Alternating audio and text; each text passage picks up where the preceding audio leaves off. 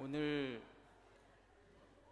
예정대로라면 담임 목사 청빙 후보 3번 목사님이 설교하시는 날인데, 그보다 더 큰 하나님의 계획하심 가운데 제가 이 자리에 서게 되었습니다. 저는 후보자가 아니니까 다음 주에 투표하실 때 3번 찍으시면 무효가 되니까 그렇게 하지 마시고요.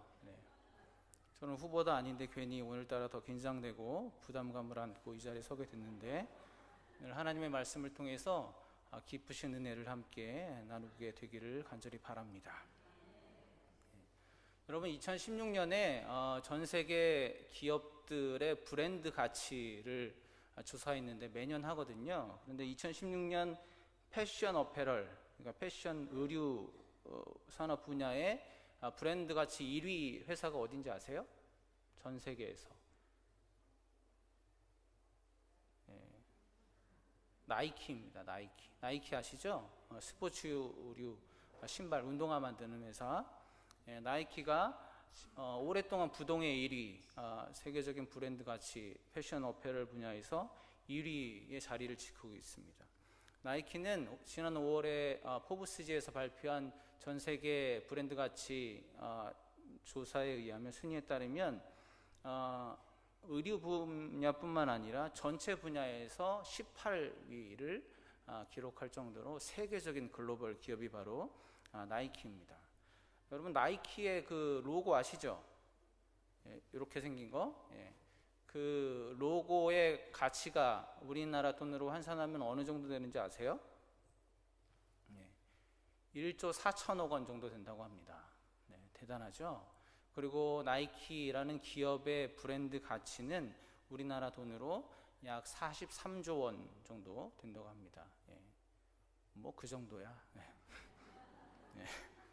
그런데 여러분, 이 세계적인 기업 나이키가 삼고 있는 경쟁 상대 목표가 누군지 아세요? 어떤 기업일 것 같으세요? 아디다스? 아닙니다. 사실 이미 아디다스는 나이키의 경쟁 상대 목표라고 하기에는 너무 차이가 많이 나죠. 실제로 나이키는 1971년에 처음 시작되었는데, 그때 이미 아디다스, 퓨마, 르카푸 이런 회사들이 전 세계 그 스포츠 의류 시장을 주름잡고 있었습니다. 그때 나이키는 트럭에다가 운동화를 싣고 다니면서 파는 영세한 기업이었대요. 그런데 얼마 지나지 않아서 세계 제1의 기업이 되었는데, 그렇게 된 데는 여러 가지 이유가 있는데, 그 중에 중요한 것이 핵심적인 경영 철학이었다고 그래요. 2000년도가 되었을 때 이제 성장이 둔화되니까 이 나이키에서 내부적으로 경영 혁신에 들어가게 됐는데, 그 핵심이 뭐냐면 지금까지와는 다른 새로운 경쟁 상대, 새로운 목표를 세우는 게 경영 혁신의 핵심이었다고 그럽니다. 이제까지는 뭐 아디다스라든지 리복 그런 회사들과 경쟁하면서 1위를 지켜야 된다라는 그것의 가치를 두었다면, 이제는 새로운 가치, 새로운 목표를 삼아야 된다라고 해서 새로운 라이벌, 새로운 목표를 규정했는데, 그 회사가 어디냐 하면 IT 게임 업체들이었어요. 애플, 마이크로소프트, 소니, 닌텐도 이런 IT 회사들을 나이키가 경쟁 상대로 삼았습니다. 왜냐하면 나이키의 주된 타겟 소비자가 누구냐 하면 어린아이들부터 청년들, 젊은 사람들이거든요. 그런데 이 애플, 닌텐도 이런 IT 업체들이 내놓은 그 상품을 이 젊은이들이 컴퓨터에 또 게임에 이렇게 몰두하면서, 예전에 막 나가서 뛰어놀고 그랬던 젊은이들이 이제 밖에 나가서 놀지 않는 거예요. 그러니까 운동화를 살 그런 기회가 점점 줄어든다라는 거죠. 그래서 나이키는 다른 아디다스라든지 동종업계 회사들을 경쟁 상대로 삼은 것이 아니라, 목표로 설정한 것이 아니라 IT 업체를 목표로 삼고 그 경영 혁신 철학을 가지고 지금까지 세계 제1의 그런 기업으로 성장할 수 있었다라는 것이죠. 그럼 여러분들에게 한번 질문해 보겠습니다. 여러분들이 그리스도인으로서, 성도로서 가지고 있는 신앙의 목표, 라이벌, 경쟁 상대는 누구입니까? 여러분의 목표는 무엇입니까? 신앙의 목표. 예. 어떤 믿음 좋은 권사님, 장로님이세요? 예. 오늘 말씀에 그 답이 있습니다. 골로새서 3장에 보면 사도 바울은 골로새 교회를 향해서 권면합니다. 위의 것을 찾으라. 위의 것을 생각하고 땅의 것을 생각하지 말라. 이렇게 권면합니다. 즉 예수 그리스도를 믿는 사람들이 목표 삼아야 할 신앙의 목표는 바로 위에 있다라는 것인데, 그 위에 있는 것이 무엇이냐면 하나님 우편에 앉아 계신 예수 그리스도다, 이렇게 말씀하고 있습니다. 이 말씀을 영어 성경으로 보니까 set your heart, set your mind on above, 이렇게 표현하고 있습니다. 그러니까 우리의 마음을 위에 예수 그리스도께 두어야 한다. 우리의 생각을 예수 그리스도께 설정해야 한다. 이렇게 사도 바울은 말씀하고 있습니다. 그런데 어떤 분들은 그렇게 말씀하시는 분들 계세요. 내가 예수 믿고 구원받았으면 됐지. 구원받고 천국 가면 만족하는 것이지. 천국 가면 목표를 이루는 것 아닌가. 더 이상 무슨 목표가 있나. 나는 이대로 만족한다 생각하시는 분들, 말씀하시는 분들 계세요. 물론 직접적으로 대놓고 말씀하시진 않지만 그런 마음으로 신앙생활 하시는 분들이 종종 제가 보기에도 보인다라는 것이죠. 물론 예수 그리스도의 구원하신 만큼 큰 은혜, 놀라운 은혜는 세상 어디에도 없습니다. 그렇지만 예수 믿고 구원받았을 때 그 신앙의 성숙도, 그 신앙의 정도를 가지고 평생 그렇게 하나님을 신앙하며 살아간다면 무언가 잘못된 것이 아닌가 생각해 보는 거죠. 굳이 비교한다면 어떤 분이 이제 나이 들어 곧 돌아가시게 되었는데 중환자실에 누워서 이제 내가 죽게 되었으니 너무 허탈하다, 그래서 예수 믿고 천국 가야 되겠다 싶어서 목사님을 급하게 불러서 신앙 고백하고 병상 세례 받고 그리고 천국에 가는 그런 분과 별반 다를 바 없이 몇십 년 동안 예수 믿는 그런 분들이 여전히 많이 있지 않을까, 이렇게 생각해 보는 것이죠. 여러분, 영적으로 성장한다는 것, 신앙적으로 성숙한다는 것은 우리 그리스도인들에게 옵션이나 선택하는 그런 항목이 아닌 것을 믿으시기 바랍니다. 오늘 사도 바울은 1절에서 아주 단호하게 그 조건을 붙여서 말씀하고 있죠. 그러므로 너희가 그리스도와 함께 다시 살리심을 받았으면, 너희가 구원받은 자라면 이렇게 해야 된다라는 거죠. 구원받은 모든 성도들은 마땅히 땅의 것이 아니라 위의 것을 찾고 위의 것을 생각하고 예수 그리스도께 마음을 새롭게 설정해야 된다라는 것이 선택이나 옵션이 아니라 당연히 마땅히 그렇게 해야 된다라는 말씀입니다. 여러분, 예수 그리스도와 함께 죽고 또 예수 그리스도와 함께 다시 산 자들이잖아요. 그렇죠? 구원받은 우리 한영의 성도 여러분들은 여러분의 생각, 여러분의 마음, 여러분의 모든 일의 목표가 땅에 있습니까? 하늘에 있습니까? 네. 여러분의 생각과 마음은 지금 어느 곳에 세팅되어 있습니까? 어느 곳에 설정되어 있습니까? 네. 아니면 여러분의 마음이 어디 있는지도 잘 모르세요? 찾아보세요, 어디 있는지. 네. 우리의 마음을 위의 것, 예수님께 설정하는 것이 무엇보다 중요하다, 오늘 사도 바울은 말씀하고 있습니다. 그것이 바로 구원받은 자들의 마땅히 행할 바다라고 권면하고 있습니다. 그런데 문제는 무엇이냐 하면 사람의 마음, 사람의 생각을 바꾸는 게 무엇보다 어렵다라는 거예요. 여러분의 마음 고쳐먹는 거 쉬우세요? 다른 사람의 마음, 생각을 바꾸는 거 쉬우세요? 가장 어려운 것이 바로 사람의 마음과 생각을 바꾸는 것입니다. 쉽지 않습니다. 예수 그리스도와 함께 죽고 예수 그리스도와 함께 살았다는 말씀은 우리의 전 인격, 영혼육이 다 변화되었다, 바뀌었다라는 말씀이거든요. 근데 다른 건 몰라도 우리의 마음, 생각은 쉽게 변하지 않는 것 같아요. 좀처럼 구원 받았는데도, 예수와 다시 살았는데도 변하지 않는 것 같은 그런 우리의 마음의 상태를 바라보게 됩니다. 저는 연애 결혼을 했습니다. 제 아내와 1년 정도 연애하고 결혼했는데, 요즘 젊은 사람들에 비하면, 기준에 비하면 짧은 기간 연애했죠. 그런데 거기는 중요한 이유가 있습니다. 죄송합니다. 저에게만 중요하고 여러분에겐 중요하지 않지만 그래도 말씀드리려고 합니다.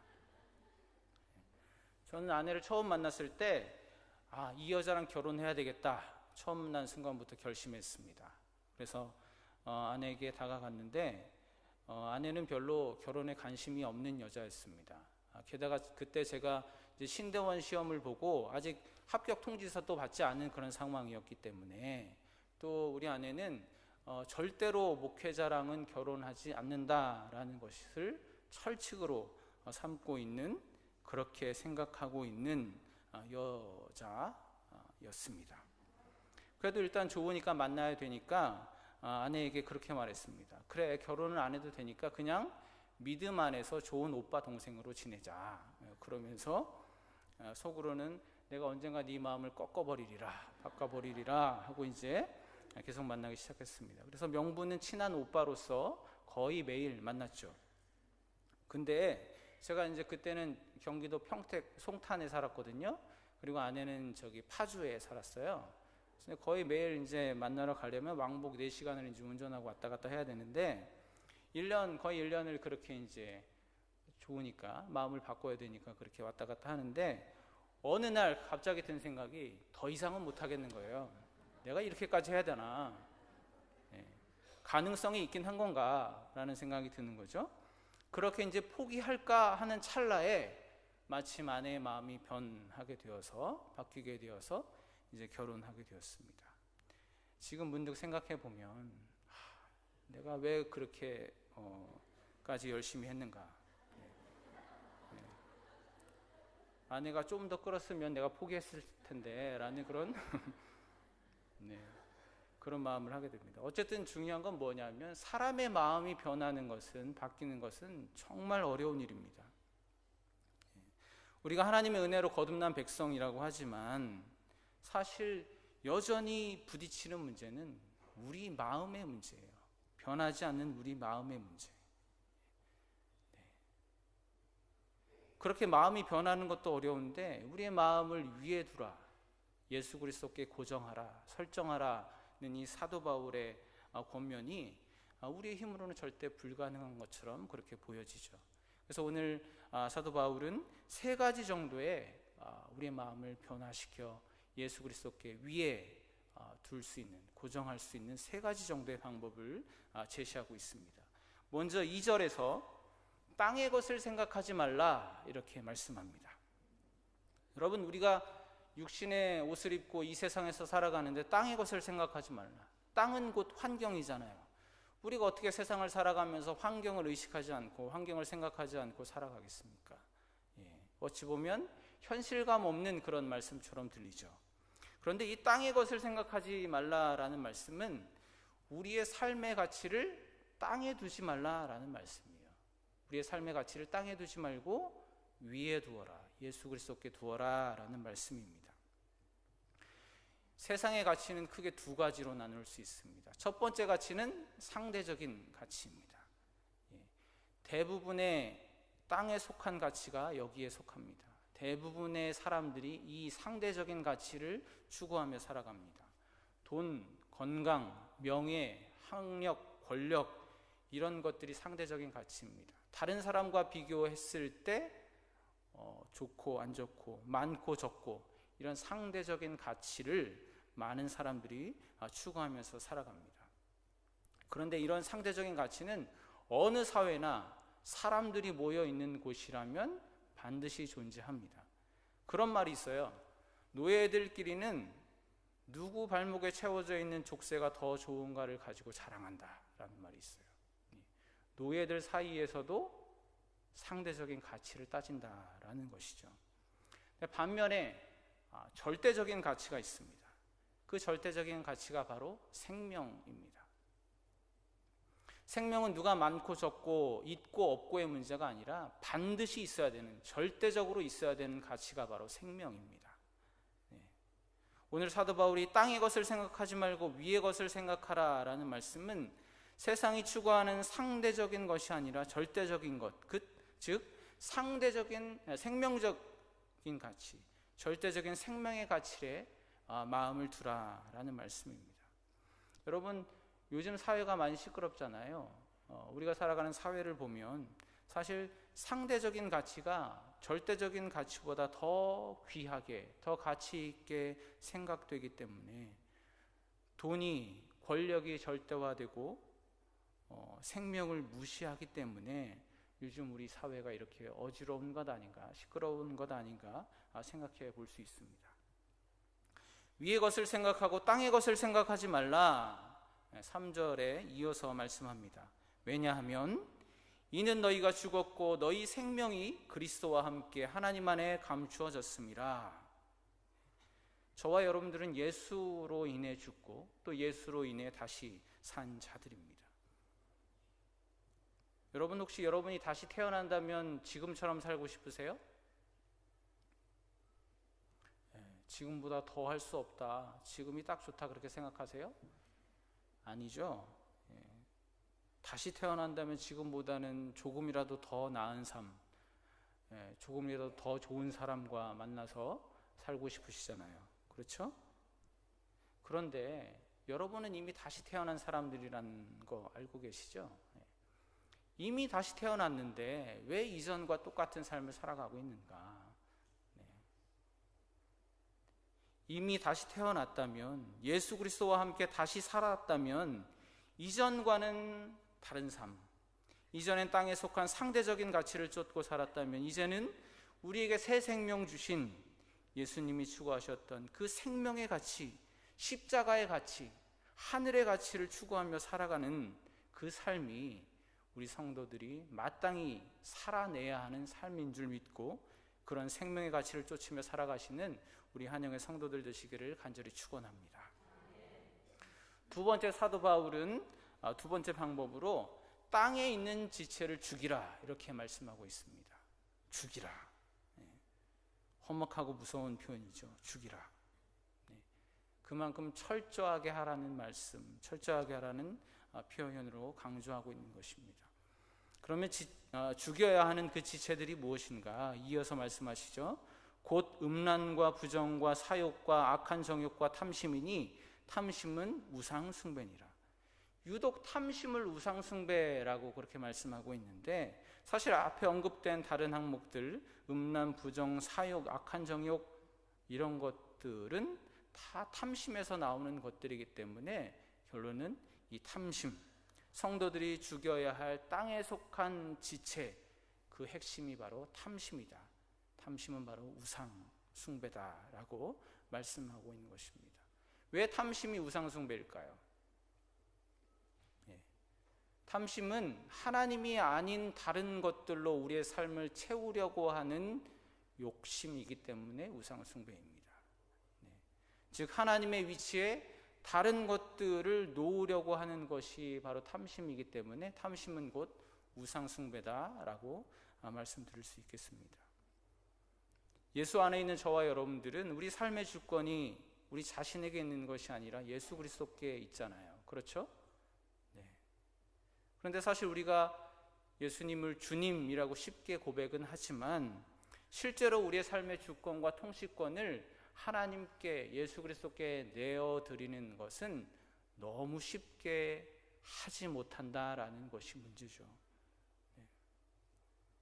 오늘 말씀에서 사도 바울은 그 이유, 하나님께 우리의 삶의 주권을 내어드리지 못하는 이유가 우리 안에 여전히 땅에 있는 지체, 탐심이 살아있기 때문이다 라고 말씀하시는 것이죠. 그래서 그 탐심이란 우상을 철저히 죽여야 한다라고 강하게 권면하고 있는 것입니다. 그런데 이 탐심이란 우상을 죽이기가 여간 어려운 것이 아닙니다.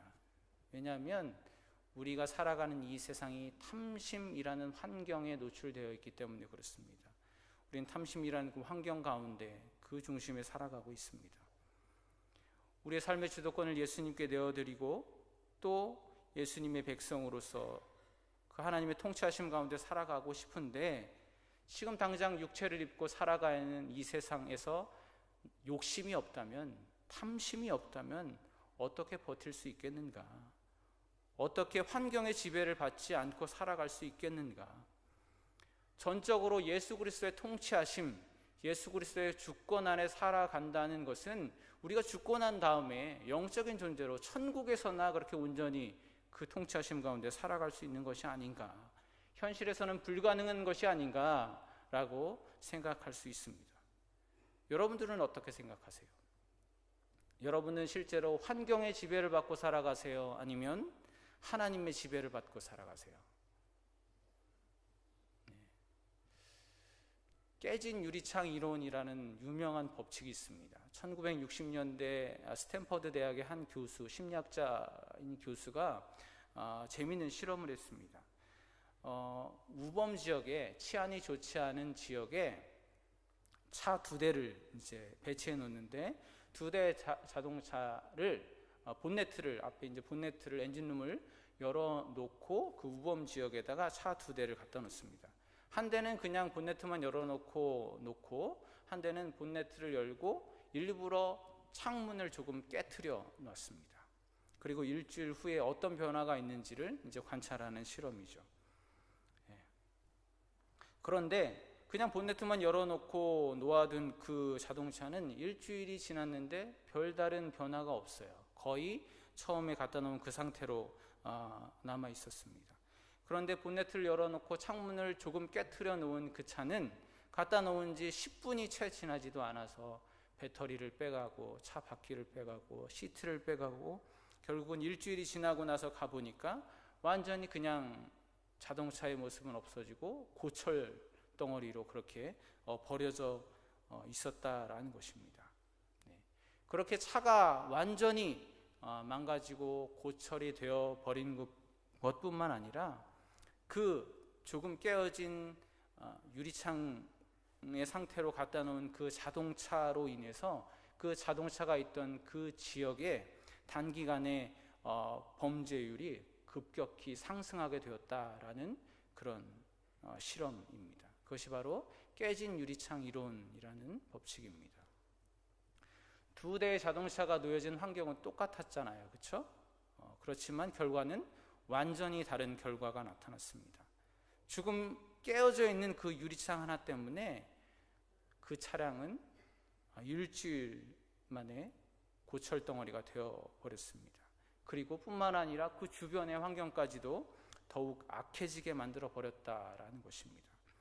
그런데 이 이론을 실제로 적용한 사례가 있습니다. 1980년대 미국 뉴욕에는 연간 60만 건에 달하는 너무나 많은 중범죄가 일어났다 그래요. 특히 이제 그 범죄 온상이 어디였냐면 지하철이었다 그래요.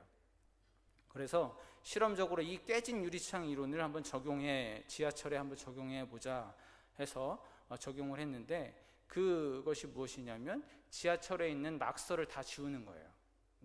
한 6,000대 정도 되는 그 지하철의 낙서를 다 지우는데 5년이 넘게 걸렸다 그래요.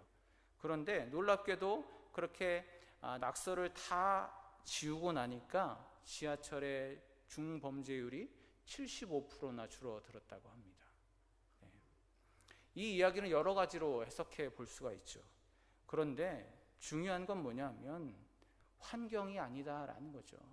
중요한 건 환경이 아니라 내가 지금 어떤 환경에 놓여 있느냐가 아니라 그 환경 가운데 내가 내 마음을 어떻게 지켜내느냐 하는 것이 훨씬 더 중요하다라는 것입니다. 내 마음을 어떻게 설정해 놓느냐에 따라 내가 환경의 지배를 받을 수도 있고 그렇지 않을 수도 있다. 오히려 환경의 지배를 받지 않을 뿐만 아니라 내가 속한 환경까지도 변화시킬 수 있는 능력이 나타날 수 있다라는 것입니다. 바라기는 저와 여러분들이 예수님께 우리의 삶의 주권을 온전히 내어드리고 하나님의 통치하심 가운데 우리의 마음을 지켜서 우리를 둘러싼 모든 환경까지도 변화시키는 믿음의 능력을 소유하시기를 우리 주님의 이름으로 축원합니다. 마지막으로 9절 10절에서 사도 바울은 옛 사람과 그 행위를 벗어버리고 새 사람을 입으라 라고 말씀합니다. 벗어버리고 입으라, 이 말씀은 정체성을 말씀하는 겁니다. 정체성과 관련된 표현입니다. 앞에서 이미 땅의 것을 생각하지 말고 땅에 있는 지체를 죽였으면 이제는 그리스도와 연합하여 새 사람을 입음으로 우리의 정체성이 완전히 변화되었다. 그러니까 이제는 이전의 삶의 방식을 벗어버리고 그에 합당한 새로운 삶의 방식으로 살아가야 한다라고 구체적으로 실천의 방향을 사도 바울이 제시하고 있는 거죠. 그러면 우리가 새롭게 입어야 할 그 새 사람은, 새 옷은 무엇일까? 10절에 보면 이는 자기를 창조하신 이의 형상을 따라 지식에까지 새롭게 하심을 입은 자니라. 창조하신 이의 형상을 따라, 창조자의 형상, 하나님의 형상, 곧 그리스도이시죠. 예수님입니다. 그러니까 새 사람을 입으라는 말씀은 그리스도께서 하나님의 형상이 되셨던 것처럼 그리스도 안에 있는 성도들도 그리스도의 형상을 이루라는 말씀이죠. 이 말씀을 로마서 13장에서는 오직 주 예수 그리스도로 옷 입으라 이렇게 말씀합니다. 그렇게 표현합니다. 여러분은 이미 하나님의 형상이신 그리스도로 옷 입은 새 사람이 되는 은혜를 얻게 된 줄로 믿으시기 바랍니다. 사도 바울은 이 은혜가 얼마나 큰지 새 사람을 입어, 새롭게 하심을 입어 이렇게 강조해서 반복해서 표현하고 있습니다. 이 새 사람을 입는 것은 자연적으로 되는 것도 아니고 우리가 노력해서 되는 것도 아니고 우리가 의지적으로 할 수 있는 것도 아니고 오직 하나님께서 입혀주실 때만 가능한 것입니다. 또 우리가 그렇게 새롭게 하심을 입을 만한 어떤 자격도 없는 자인데 마치 누가복음에 나오는 복음서에 나오는 그 아버지처럼 아버지에게 유산을 받아서 먼 나라에 가서 다 탕진해버리고 죽게 되었을 때 이제 아버지께 돌아가 노예처럼이라도 살게 해달라고 간청해야지, 회개해야지 라고 돌아가던 그 아들을 바라보고 멀리 있는 그 아들을 측은히 여겨서 뛰어나가 안고 입 맞추고 제일 좋은 옷으로 갈아입혀서 아들의 신분을 회복시켜준 그 아버지처럼, 그 감격의 순간처럼 우리 하나님 아버지께서는 자격 없는 저와 여러분들을 불쌍히 여기셔서 새 사람, 새롭게 하심의 옷, 그리스도로 옷 입게 해주셨다는 그 은혜의 감격이 여러분에게 충만하시기를 간절히 축원합니다. 여러분, 그럼 이제 우리가 새 옷, 그리스도로 새 옷을 입었잖아요. 얼마나 감격스러워요. 얼마나 놀라운 은혜예요. 그러면 마지막으로 확인할 것이 있습니다. 그 감격을 가지고 이제 새로운 삶을, 이전의 삶을 벗어버리고 그 신분에 합당한 새로운 삶을 살아야 되는데 마지막으로 점검할 것이 있습니다. 옛사람과 그 행위를 벗어버리고 새 사람을 입었는데 새 옷으로 여러분들이 우리 하나님 아버지께서 갈아입혀 주셨는데 여전히 우리에게는 예전에 입고 다니던 그 옷과 함께 달고 다니던 세상의 액세서리가 붙어 있다라는 거예요. 여러분, 우리는 이미 새롭게 하시는 은혜, 예수 그리스도의 옷을 입고 하나님의 자녀가 되었는데 우리에게는 여전히 그 새 옷과 새로운 삶과 어울리지 않는 세상의 액세서리들을 주렁주렁 매달고 다닌다라는 거예요. 세상 사람들이 보기에 무엇을 먼저 보겠습니까? 새 옷과 전혀 어울리지 않는, 매치되지도 않는 그 액세서리를 왜 굳이 여전히 달고 있는지 오늘 말씀의 거울에 한번 비춰보시고 하나님의 뜻에 합당하게 새롭게 새로운 옷으로 또 여러분의 마음을 바로잡아 예수 그리스도께 고정하고 설정하고 하나님께서 기뻐하시는 그 은혜에 감격한 놀라운 하나님의 백성으로 살아가시는 우리 한영의 성도들이 되시기를 간절히 축원합니다. 기도하겠습니다. 하나님 아버지, 예수 그리스도와 함께 죽고 또 함께 산 저희들이지만 여전히 땅에